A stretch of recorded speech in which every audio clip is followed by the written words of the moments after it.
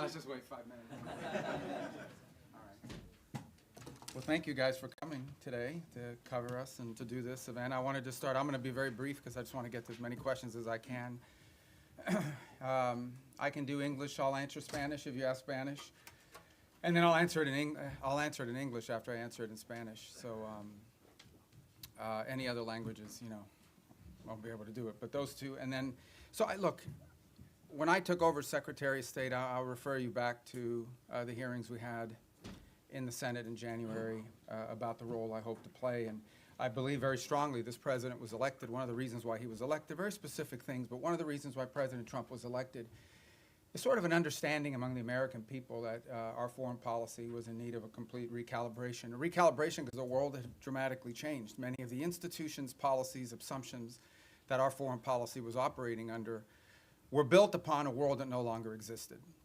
And it required us to re-examine that. One of the assumptions that I think we had lost during this period of time, and I don't mean to make this an academic lecture, but I wanted to give you some insight into the broader thinking, as I highlighted at that hearing less than a year, almost a year ago now, is one of the assumptions was the loss of the notion of the national interest in our foreign policy. At the core of foreign policy needs to be the national interest of the United States. Now, that doesn't mean that there aren't issues and things we care about in the world, but at its core, the core principle of the national interest, the core principle behind our foreign policy needs to be our national interests. So you have to, first of all, define what is the national interest, and then you have to apply it.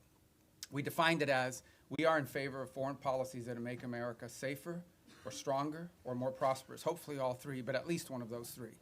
And then it requires you to prioritize. Even the richest, most powerful and influential country on earth has limited resources, has limited time. And it has to be able to dedicate those resources and time through a process of prioritization. That includes geographic prioritization. It also includes issue prioritization.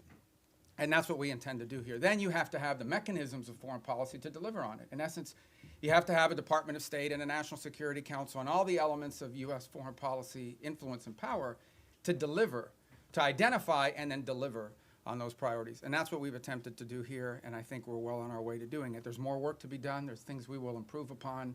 But generally speaking, it was the genesis behind the reorganization of the department, oftentimes applying reforms that secretaries of states of both parties, appointed by presidents of both parties, have long sought to do.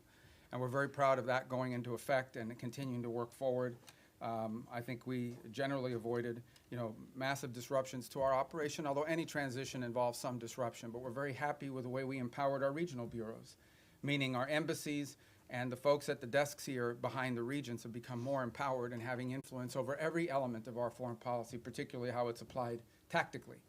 At the same time, one of the things we looked at is foreign aid. Foreign aid is not a separate activity of the United States government. It is an element and a tool of our foreign policy, and it should be used for the purpose of furthering the national interest.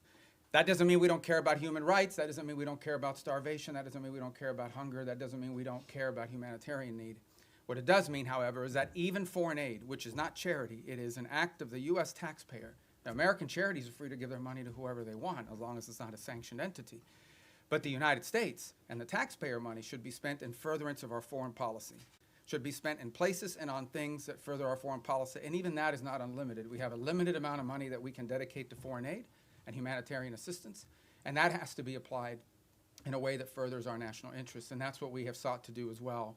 And in that endeavor as well, we have empowered the regional bureaus and our embassies to play a dramatic role. In fact, they are not just the implementers of this. They, in many cases, are the ones that are suggesting and are leading the response. And so bringing the tools of foreign aid underneath the umbrella of our broader foreign policy has been an important and dramatic reform.